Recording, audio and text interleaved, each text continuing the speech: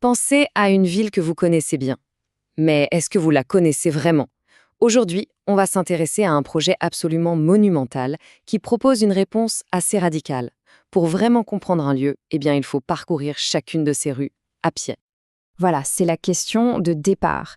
C'est en visitant les grands monuments, en suivant un guide, ou est-ce qu'il y a une autre façon de faire, une méthode plus profonde pour vraiment saisir l'âme d'un endroit? C'est exactement ça, le pari de l'aventure qu'on va découvrir. L'idée est toute simple, mais en fait elle est hyper profonde. La véritable essence de New York, elle ne se trouve pas dans les guides. Non, elle se trouve en se laissant dériver, en se perdant volontairement dans le labyrinthe de ces rues. Alors, pour qu'on se rende bien compte de l'ampleur du projet, parlons chiffres. On parle ici de 9600 km. C'est plus que la distance entre Paris et Pékin.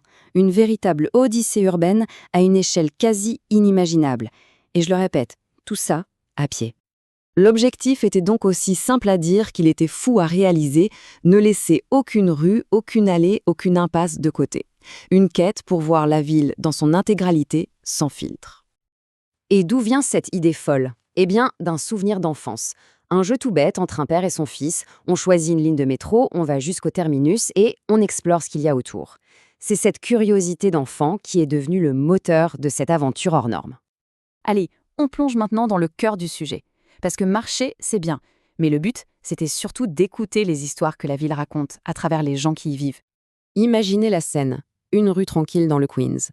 Et là, l'auteur tombe sur un homme qui a créé un magnifique petit jardin sur la minuscule bande de terre à côté du trottoir. Et voilà ce que l'homme lui dit. Ce n'est pas juste un parterre de fleurs, non. C'est un lien vivant avec sa patrie lointaine. Et c'est là qu'on voit comment l'identité, le souvenir, peuvent se manifester dans les plus petits détails, transformant un bout d'espace public en un mémorial très personnel. Plus loin, au cours de sa marche, l'auteur tombe sur ce bar avec un nom à consonance juive.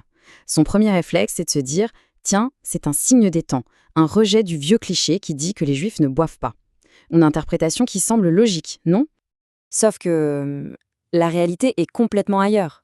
En posant la question, il découvre que le bar porte le nom d'un personnage de sitcom des années 70. Rien à voir. Et ça, c'est une leçon géniale, un des thèmes centraux du voyage. Il faut toujours demander. Ne jamais supposer. Les rues sont remplies d'histoires qui déjouent toutes nos premières impressions. Et écoutez cette autre histoire, elle est fascinante. Une femme explique pourquoi elle a préféré épouser un ingénieur qui gagnait 65 000 $ par an plutôt qu'un vendeur de hot dogs qui, lui, en gagnait 100 000. Sa réponse? Le statut d'ingénieur. Ce n'est pas qu'une question d'argent. C'est une vision hyper intéressante sur le rêve américain. Pour beaucoup de gens, le respect et la reconnaissance sociale, ça vaut bien plus que l'argent.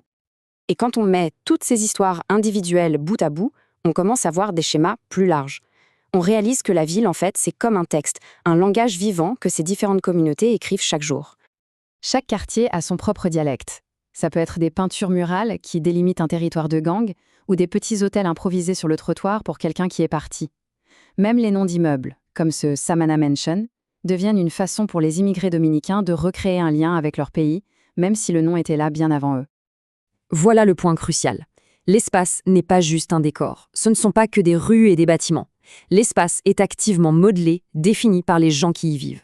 Ce sont eux qui lui donnent un sens qui va bien au-delà de sa simple fonction physique.